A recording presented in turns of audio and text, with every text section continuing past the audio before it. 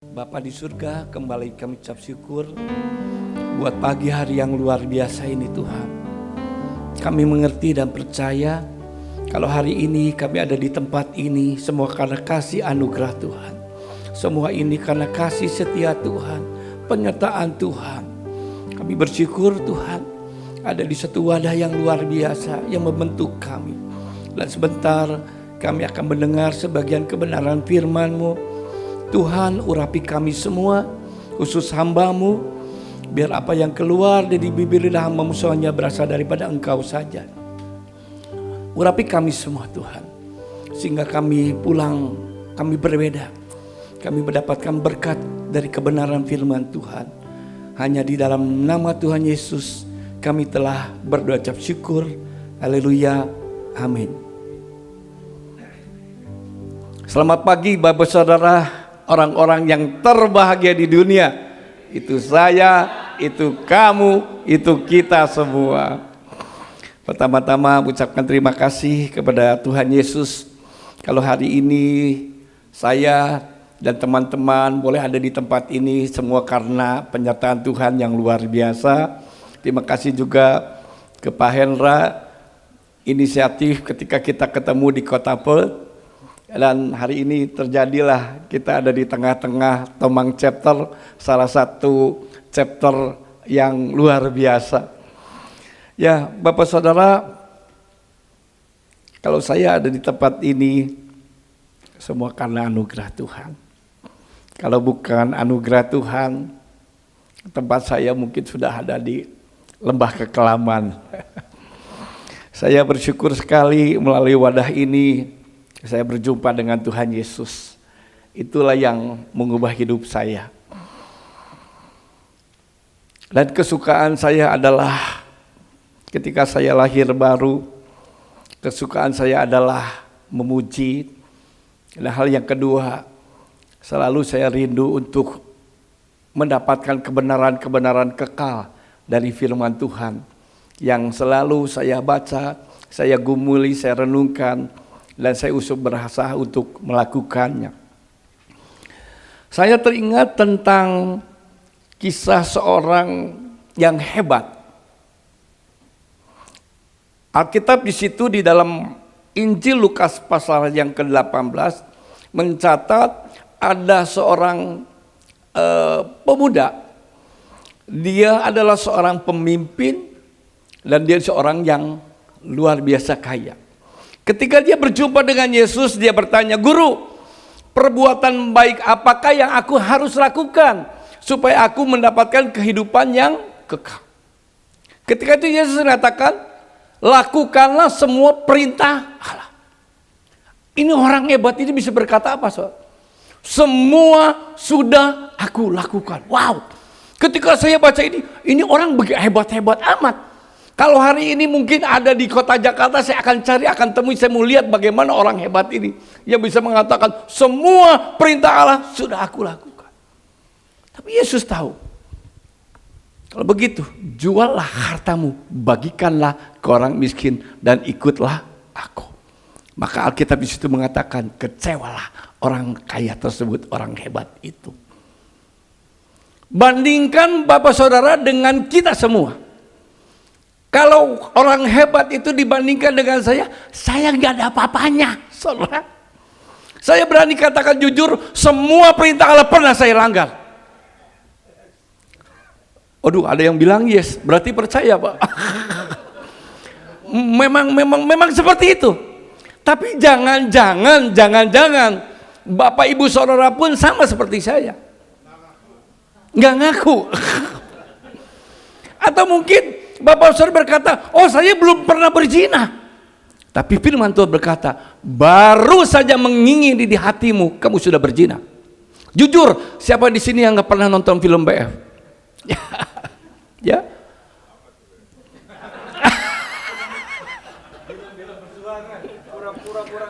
Pura-pura nggak tahu. Ada kan keinginan, tiba-tiba. Berarti kita semua sudah berzina. Mungkin Bapak Saudara berkata, "Oh, saya belum pernah membunuh." Tapi firman Tuhan berkata, barang siapa membenci saudaramu, kamu adalah seorang pembunuh. Saya pernah membenci saudara saya sampai bertahun-tahun, saudara. Saya menyimpan akar kepahitan. Yang bisa melepaskan itu hanya Tuhan Yesus. Hanya Tuhan Yesus.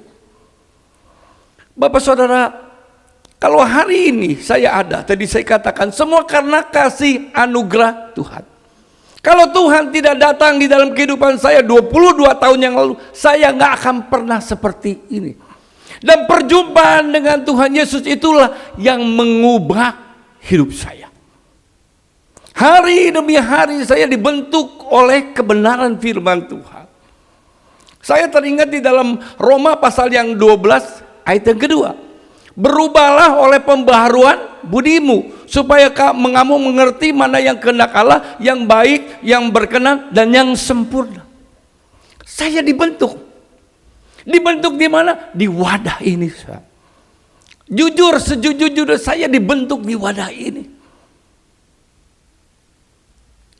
Dan yang membanggakan saya, ada beberapa hal yang membuat motivasi saya untuk berubah itu begitu kuat.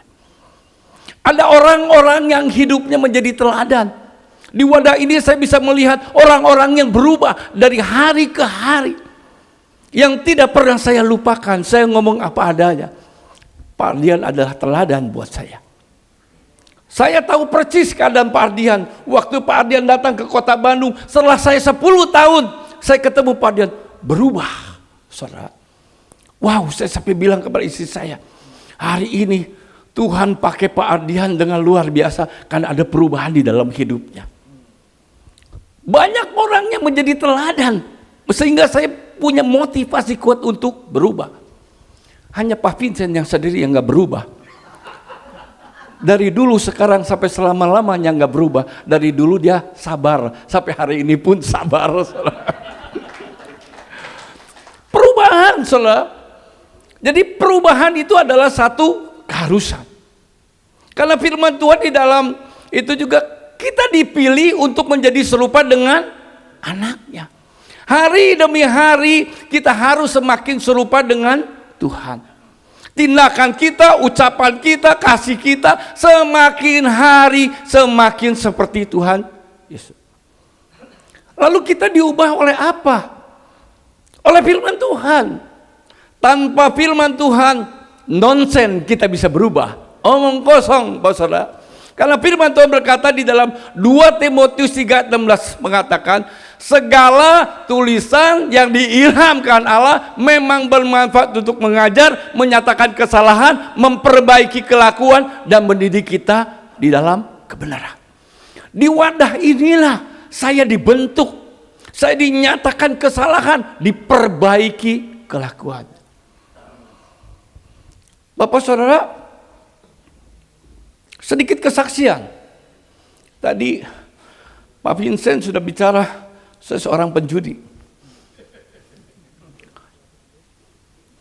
Dari SMP, Pak. Saya dari SMP sudah judi, Pak. Tiap malam minggu saya dengan sepupu diam-diam sampai larut subuh setiap Sabtu malam. Kita menikah semakin jadi-jadi. Kita pergi keluar masuk kasino, pada akhirnya setiap hari saya berjudi. Tiada hari tanpa judi. Ini saya. Belum karakter saya. Saya satu kasih kesaksian. Yang tidak pernah saya lupakan seumur hidup saya ketika kelas 2 SMP. Ketika saya ada sekolah, di sekolah salah satu terbaik di kota Bandung. Yaitu BPK Pasir Kaliki pagi lagi, bukan siang. Kelas 2 SMP. Ketika pembagian rapot, saya dikejutkan 2 hal. Yang pertama, angka saya biru semua. Saya pikir mengeclik ada 1 yang merah. Ternyata biru semua. Berarti saya nggak bodoh-bodoh amat. Yang kedua, saya dikejutkan. Naik tapi keluar. Wow, saudara saya kaget. Kenapa saya dikeluarin? Angka semua saya baik. Saya langsung ketemu wali kelas, dan ibu wali kelas mengatakan, kalau kamu mau tahu jawabannya, besok pagi orang tua kamu harus menghadap kepala sekolah. Singkat cerita, ayah saya datang ke kepala sekolah dan jawabannya pasti, saya harus tetap keluar karena dalam 1 tahun saya berkelahi 3 kali. Padahal berkelahinya jauh dari sekolah, jauh saudara. Ternyata terdeteksi oleh sekolah, lawannya siapa, saksinya siapa, jamnya seberapa, persoalannya apa, terdeteksi. Malah yang ketiga, geger otak, masuk rumah sakit Advent. Kecil-kecil gini Bapak Saudara, saya gelut gak pernah kalah saat. Bapak Ibu Saudara bisa bayangkan betapa rusaknya pribadi ini. Saya nggak ngerti kalau hari ini istri saya yang begitu bijaksana bisa milih saya. Saya nggak ngerti, saudara. Mungkin gantengnya sih pasti ya. Aduh sayang, cuman sayang sedikit. Kalau saya jangkungnya kayak seperti Pak Ardian, lewat semua di situ. Langsung bintang film. Bagaimana rusaknya saya itu dibawa di dalam pernikahan, saudara. Ya, air mata istri saya terlalu banyak. Dan dia mengatakan, kamu tahu siapa kamu? Saya bilang nggak tahu. Kamu perasa tapi nggak punya perasaan. Wow. Cek orang Sunda mah ngahuleng sedikit. Apa? Saya bilang maksudnya apa? Kamu tuh kalau nyinggung orang, kamu nggak kerasa. Tetapi kamu kalau kesinggung sedikit, kamu langsung marah besar. Saya pikir-pikir, iya saudara. Itu saya saudara. Ya. Setiap kali emosi saya meledak-ledak, sedikit apa saya meledak. Sampai anak-anak pun jauh dari saya. Tapi saya bersyukur. Tuhan Yesus datang 22 tahun, dia mulai mengubah hidup saya. Dia perbaiki kelakuan saya. Sekarang saya menjadi suami yang the best, kata istri saya. Usia perkawinan saya udah 39 tahun. Baru tahun depan 40, mudah-mudahan saya bisa mengundang semua Tomang Chapter. Mudah-mudahan berdoa. 40 tahun depan. Saudara, seringkali ada kalanya saya dengan istri itu berkata, Bibi, nanti kira-kira siapa yang pulang duluan ya? Saya bilang, ya kamu lah. Kenapa kamu bisa bilang? Kan di Alkitab juga yang bicara janda, nggak ada duda. Mau bicara janda, lebih besar saya pulang dulu. Waduh, kalau gitu nanti gimana ya? Ya kan nanti kita ketemu di surga. Tapi yang jadi masalah, kan kita nggak bisa jadi suami istri lagi. Oh jelas, karena Yesus berkatakan di surga tidak ada kawin mengawinkan, bidadari pun nggak ada, saudara. Yang jadi istrinya maksudnya, saudara. Nggak ada, saudara. Kalau Alkitab mengatakan tidak ada kawin mengawinkan di surga. Waduh, kalau gitu gimana dong kalau kita ketemu? Ya udahlah, paling juga teman tapi mesra. Dia bisa berkata, kalau suatu saat ini kalau ini di surga ada Jackie Chan, saya masih tetap pilih kamu walau kamu nggak bisa kungfu, katanya. Kenapa saudara? Boro-boro dia mau pilih lagi saudara di surga kalau hari ini saya masih brengsek, betul saudara? Karena ada perubahan hidup. Dan saya katakan, saya menikmati berkat itu di dalam keluarga. Nah itu adalah berkat yang kedua yang terbesar setelah anugerah daripada Tuhan. Kebahagiaan di dalam keluarga. Lalu Bapak Saudara, apa yang sering kali membuat kita tidak bisa berubah? Kita selalu menyalahkan orang lain. Selalu menyalahkan keadaan. Ini sulit saudara. Karena saya mengalami. Ketika Tuhan Yesus mengajarkan, firman Tuhan mengajarkan, sabarlah kamu terhadap yang lain. Saya selalu berasa, bagaimana saya mau sabar? Saya sudah belajar sabar, dikasih hati minta jantung. Saya selalu salahkan orang. Bagaimana saya bisa mengampuni orang? Itu mulutnya tuh, aduh, sakitnya tuh sampai di sini. Ya. Selalu yang kita salahkan orang. Yang selalu kita salahkan adalah keadaan. Kalau seperti itu Bapak Saudara, hidup kita tidak akan pernah bisa berubah. Saya sih mau datang ke teater, cuma itu tuh anu tuh ada satu orang tuh pik sebelun. Cek orang Sunda naon? Orang Jakarta bilang apa? Sebel, nyebelin. Disalahin orangnya. Kalau itu yang menjadi alasan, pasti Bapak Saudara nanti hidupnya tidak akan pernah bisa berubah. Lalu Bapak Saudara, ketika kita berhadapan dengan situasi yang seperti demikian, apa yang kita bisa lakukan? Melekat kepada Tuhan. Justru momentum itulah ketika kita melekat kepada Tuhan, maka buah roh itulah yang muncul, saudara. Kalau hari ini Bapak Saudara dan saya hanya menyalahkan keadaan, tidak akan pernah muncul yang namanya buah roh itu. Kasih, sukacita, damai sejahtera, kebaikan, kesetiaan, kemurahan, kesabaran, kelemah lembutan, penguasaan diri. Ketika hari ini Bapak Saudara ada di dalam tekanan, jangan pernah menyalahkan keadaan. Melekat kepada Tuhan, maka Tuhan akan memberikan kita penguasaan diri. Tuhan kasih kita kesabaran. Tuhan akan mengkasihkan kita kasih. Enggak mudah, saudara. Apalagi usia kita ini udah 60 tahun. Karena firman Tuhan mengatakan manusia lahiriah itu akan merosot. Kalau kita hanya melihat pasangan kita dengan lahiriah, dengan tubuh yang ini, kita tidak bisa jadi kita tidak setia. Berbeda. Ya. Dulu nggak ada kantong mata, sekarang udah ada kantong mata tebal. Ya. Dulu kulitnya lemos, sekarang udah mulai kasar, kerjut. Mulai pelupa, saudara. Kalau itu yang dijadi alasan, kita tidak akan pernah bisa berubah menjadi orang yang setia. Tapi justru firman Tuhan katakan ketika manusia lahiriah merosot, manusia batinnya itulah yang harus diperbaharui hari demi hari. Nah itu yang kita belajar, saudara. Saya belajar dengan istri saya. Saya teringat satu hal. Kan kita yang namanya udah umur, mulai ada lupa-lupa, betul. Saya perhatikan, saudara. Istri saya bentar-bentar pergi, udah di mobil, aduh saya lupa. Oke, saya belajar sabar. Ini berapa harinya? Lupa lagi, saudara.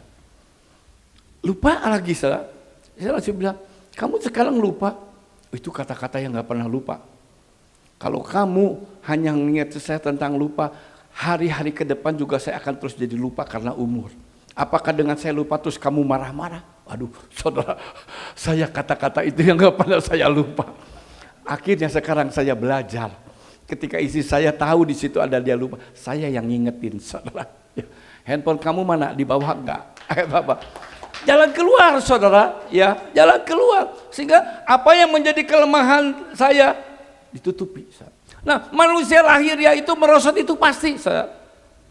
Mau operasi ke Korea pun berapa lama juga akan pudar juga. Enggak akan banyak rubah. Tetapi yang Tuhan ajarkan, manusia batiniahnya, manusia rohnya harus diharui hari demi hari. Ketika kita berubah, kita dapat apa? Saya teringat juga. Saya senang menggali firman Tuhan. Terkadang satu ayat itu saya baca belasan kali, baru belasan kali saya dapatkan sesuatu hal yang baru. Nah itu hebatnya, indahnya firman Tuhan. Ketika saya mendengar satu kisah, ada satu kisah tentang anak bungsu yang terhilang. Semua pasti sudah dengar kan? Ya. Ketika anak bungsu itu minta warisannya, ayahnya memberikan semua apa yang menjadi bagiannya. Anak bungsu itu pergi menghabiskan uangnya foya-foya dan bangkrutlah. Tapi dia teringat dengan bapaknya. Ketika anak bungsu itu kembali kepada bapaknya, bapaknya bagaimana? Wah, menyambut dengan luar biasa. Anakku yang terhilang telah kembali, pesta besar-besaran. Dia panggil karyawannya, pesta besar-besaran. Tapi bandingkan dengan anak sulung. Ketika sedang ayahnya bersukacita, anak sulung ini berbeda. Dia marah, dia iri hati, dia berkata, Bapak, selama aku bersama dengan engkau, Bapak belum pernah melakukan hal itu kepadaku. Yang saya dapatkan buat saya pribadi waktu itu, bukan seberapa lama kita menjadi orang Kristen kita bisa berubah, bukan seberapa lama, seberapa mau kita diubahkan oleh Tuhan. Ya. Bayangkan si sulung itu sudah berapa lama dengan ayahnya. Tapi hidupnya tidak berubah. Saya ini selalu Pak Vincent minta ya, ada foto.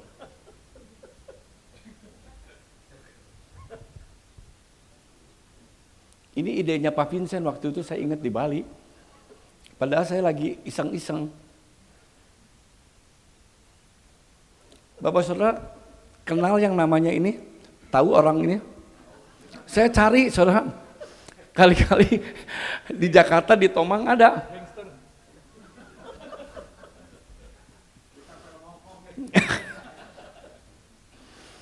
Bapak Saudara, ini saya waktu SMA. SMA-nya ngaclok lagi Saudara. SMP 2 saya dikeluarkan oleh sekolah. Saya kagok dalam, kagok rusak. Saya beli ijazah SMP 3. Saya loncat ke SMA 1. Masuk SMA 1, berapa minggu kemudian saya datang ke sekolah lama saya. Seorang lain masih pakai celana pendek, saya sudah pakai celana panjang. Betapa rusaknya saya. Begitu SMA, ya pasti yang masuknya kan sekolah berantakan, yang mau terima saya. Dia tahu guru-gurunya saya beli ijazah palsu. Rambut saya segini, saya perokok berat, penjudi berat. Wah, Saudara. Kalau Tuhan nggak datang di dalam hidup saya dan mengubah hidup saya nggak akan pernah bisa menikmati berkat yang datangnya daripada Tuhan. Maka saya bersyukur, saya tidak akan pernah lupa kasih anugerah Tuhan yang besar. Ketika saya mau berubah, saya mendapatkan berkat. Foto yang kedua. Ini Saudara. Beda ya Saudara. Beda. Kalau ganteng-ganteng yang dulu lebih muda Saudara. Tapi kalau ngomong sukacita yang ini betul Saudara. Karena ada Kristus di dalam diri saya. Hal yang ketiga. Saudara, 2 kali Pak Jokowi mampir di rumah makan kami. Dan ini saya bilang bonus yang datangnya daripada Tuhan. Ini bonus daripada Tuhan. Foto yang kapan lagi kesempatan foto di Indonesia 1. Tapi saya mau katakan, ini bukan soal Pak Jokowi. Bukan soal Pandan Wangi. Tapi soal Yesus yang datang merubah hidup saya. Ini bonus yang datangnya daripada Tuhan. Lalu Bapak Saudara, ketika hidup kita berubah dan kita mendapat berkat daripada Tuhan, lalu apa? Ketika kita berubah hidup dan kita menjadi berkat, kita harus menjadi berkat juga buat banyak orang. Karena itu tujuan akhir yang Tuhan mau buat setiap kita. Tuhan mengubah hidup kita supaya kita menerima berkat. Setelah kita menerima berkat daripada Tuhan, kita bagikan berkat itu kepada semua orang. Matius 5 pasal yang ke-45.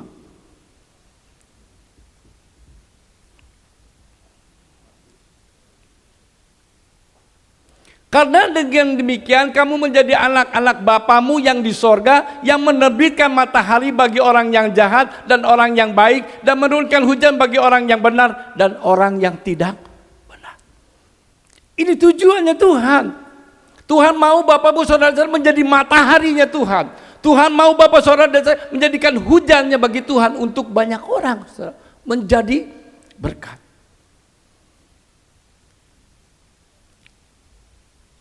Saya diajar terus dalam hal memberi. Berapa waktu lalu Tuhan kasih hikmat saya. Bagaimana caranya kalau kita memberi tanpa mengeluarkan uang dari kantong. Ini nggak perlu. Kalau saya mau nolong orang, nggak perlu keluar uang dari kantor. Tuhan kasih hikmat. Wow, luar biasa. Bapak Saudara mau tahu caranya, saya mau bagikan. Mau ya? Caranya m-banking. Nggak perlu uang dari kantor, tinggal m-banking saja. Itu Tuhan kasih kemudahan, Saudara. Ya betul. Ya. Tiba-tiba ketika kita teng hamba Tuhan Ketika saya buka, Pak Freddy, tolong saya. Hamba Tuhan itu ada di pedalaman. Ya, kami betul-betul dalam keadaan yang tanda kutip kurang baik. Saya dalam keadaan sakit dan nggak ada biaya. Lewat m-banking, berapa detik nyampe, betul saudara? Gak usah repot saudara. Ya. Hari ini Tuhan banyak kasih kemudahan untuk kita bisa berbuat baik. Amin saudara. Tapi hal yang kedua, saya juga belajar. Janganlah kebaikan orang pada akhirnya kita tidak menjadi pelaku firman. Janganlah karena orang itu baik sehingga akhirnya kita lupa kita tidak menjadi pelaku firman. Karena firman Tuhan mengatakan lebih baik memberi daripada menerima. Jangan lupa saudara. Janganlah karena itu orang itu baik sehingga kita lupa tidak lagi mengandalkan Tuhan tapi mengandalkan manusia. Itu yang saya belajar saudara. Orang itu baik kepada saya, saya bersyukur. Tapi saya nggak mau lupa tentang dua hal itu. Saya tetap harus belajar memberi. Sekecil apapun saya belajar memberi. Belajar terus mengandalkan Tuhan, bukan mengandalkan kebaikan orang. Bapak saudara,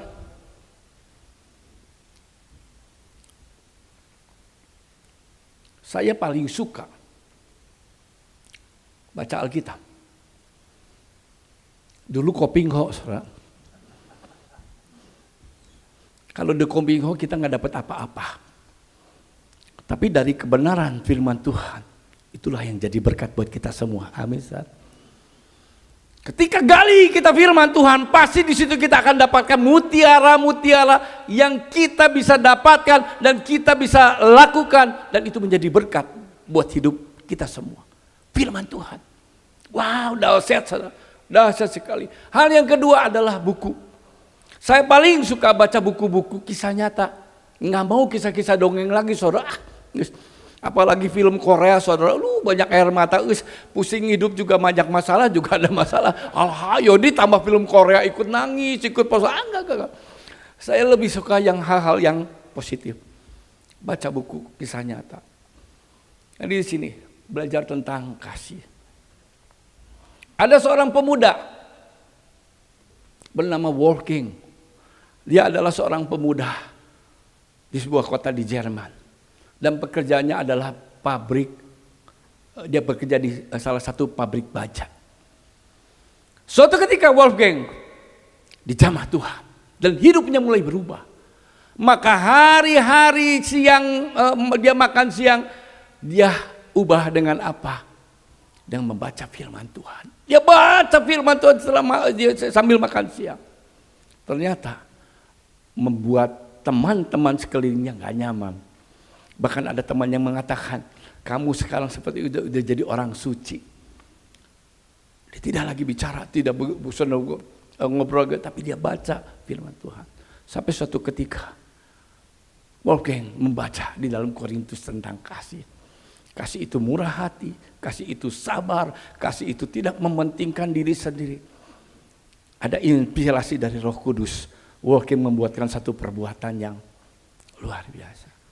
Ketika seluruh karyawan pabrik jam 5 sore pulang, Wolfgang tidak pulang. Dia bersihkan sepatu boot kawannya yang penuh dengan lumpur. Dia lakukan itu sampai larut malam. Besok paginya karyawan ke pabrik seluruh temannya kaget. Semua sepatu bootnya semua dalam keadaan baik. Dalam keadaan bersih. Hari kedua, hari ketiga mulailah mereka cari tahu. Sampai dia bertanya sama bos, bos, adakah bos memerintahkan seorang karyawan membersihkan sepatu boot kami? No. Akhirnya dua orang memutuskan mencari tahu siapa yang membersihkan sepatu boot itu. Ketika semua karyawan kembali, dua orang ini mengintai, dia kembali ke pabrik. Dia melihat Wolfgang sedang membersihkan sepatu boot kawannya sampai larut malam. Bapak saudara percaya dalam kisah itu, pada akhirnya seluruh karyawan pabrik itu menerima Yesus sebagai Tuhan dan Juru Selamat. Dari perbuatan yang kecil saudara, hanya membersihkan sepatu boot tanpa kata-kata, melalui perbuatan kasih. Itulah yang Yesus lakukan, yang menjadi teladan buat kita semua, saudara. Hal yang kedua, Jack Oliver, seorang pemuda Kanada hidup di kota Ontario. Ketika hobinya adalah membeli secangkir kopi, sepotong biskuit. Kebiasaannya dia sore hari dia pergi ke satu gerai kopi drive-thru. Dia selalu beli satu cangkir kopi, sepotong biskuit. Dan dia katakan, beli lagi satu cangkir kopi dan sepotong biskuit yang sama. Tolong berikan kepada mobil yang ada di belakang. Gratis dari saya. Dengan satu pesan, semoga harimu menyenangkan. Dia lakukan setiap dia pergi ke gerai kopi. Pada suatu waktu, bukan satu pemuda. Seorang pemuda yang frustasi. Dan dia berkata di dalam dirinya, kopi ini adalah kopi terakhir. Dia berniat kopi ini dia akan bunuh diri. Ketika pemuda itu masuk ke kasir itu kata, Bapak mendapatkan satu cangkir kopi, sepotong biskuit gratis dari Bapak yang tadi ada di depan. Dengan satu pesan, semoga harimu menyenangkan. Bapak, Ibu, Saudara, seketika itu dia teringat dengan Tuhan Yesus. Sehingga akhirnya pemuda itu mengurungkan diri untuk bunuh diri. 6 bulan kemudian, satu koran terbesar di Ontario membuatkan satu judul. Secangkir kopi, sepotong biskuit telah menyelamatkan seorang pemuda. Ketika itu istri Jack Oliver itu membaca. Langsung dia berteriak, Papa, hari ini perbuatan baik Bapak telah menghasilkan buahnya. Satu orang pemuda diselamatkan. Wow, nangis. Lalu bagaimana dengan kita semua? Ya. Sekecil apa yang kita bisa lakukan untuk orang-orang sekeliling kita? Perbuatan baik apakah yang kita bisa lakukan? Dan saya mulai belajar. Saya belajar dengan istri saya. Saya terus belajar. Satu ketika ada seorang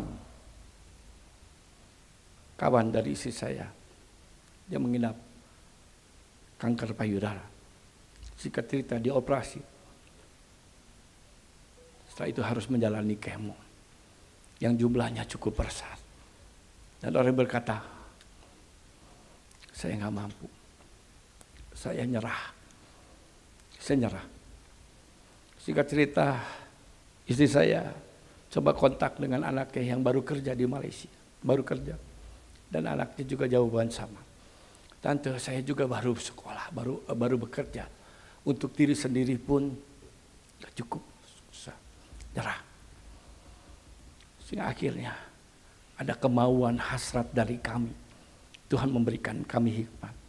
Saya kontak hanya beberapa orang, termasuk anak saya. Dia ceritakan keadaan saya. Mereka menyambut dengan luar biasa. Oke, saya support. Hari ini, kemo setelah dapat orang ini sehat dan menjadi berkat buat banyak orang. Hari ini Tuhan pakai orang itu menjadi song leader yang luar biasa. Yang mungkin hari ini saya nggak bisa jadi song leader sehebat itu. Tuhan pakai dan jadi berkat menjadi kesaksian. Bapak Saudara, kita bisa bayangkan dahsyatnya Tuhan di tempat ini.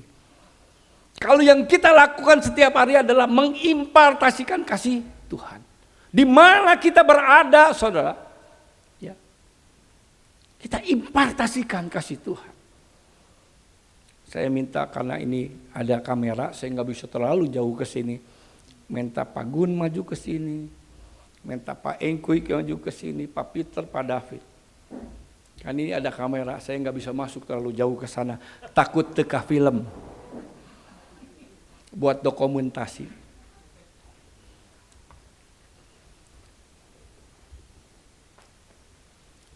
Bayangkan Bapak Saudara, kalau saya yang mendapat kasih anugerah Tuhan, hidup saya berubah. Lalu saya impartasikan kasih Tuhan ini kepada Pak Peter.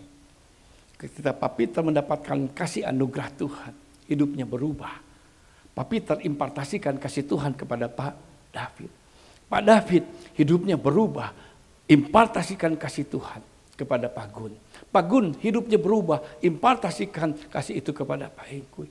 Pak Engkuy impartasikan semua dari itu sampai ke orang-orang yang di belakang. Betapa dahsyatnya Tuhan. Amin. Yang kita impartasikan adalah selalu kebaikan Tuhan. Bukan kata-kata kotor, bukan kata-kata yang menghina, bukan kata-kata yang menyakitkan, tapi kata-kata yang membangun, perbuatan-perbuatan kasih. Wow, saudara. Saya yakin dan percaya sangat mudah bagi Tuhan mengirimkan jiwa-jiwa ke tempat ini, saudara. Ya, karena ada kasih Tuhan yang diimpartasikan setiap saat, setiap waktu di mana kita berada. Semoga ini menjadi berkat buat kita semua. Beri kemuliaan buat Tuhan. Terima kasih. Bisanya Bapak sentuh hatiku. Mari Bapak Saudara, saya rindu untuk menyanyikan satu pujian. Bapak sentuh hatiku. Mari kita bangkit berdiri.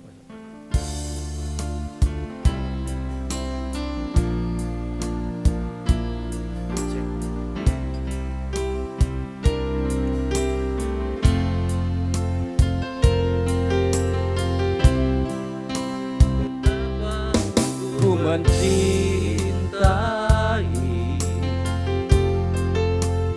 segala yang telah terjadi,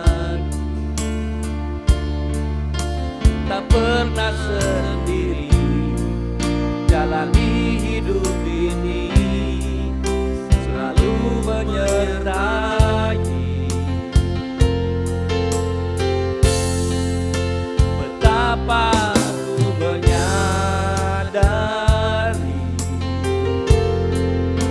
di dalam hidupku ini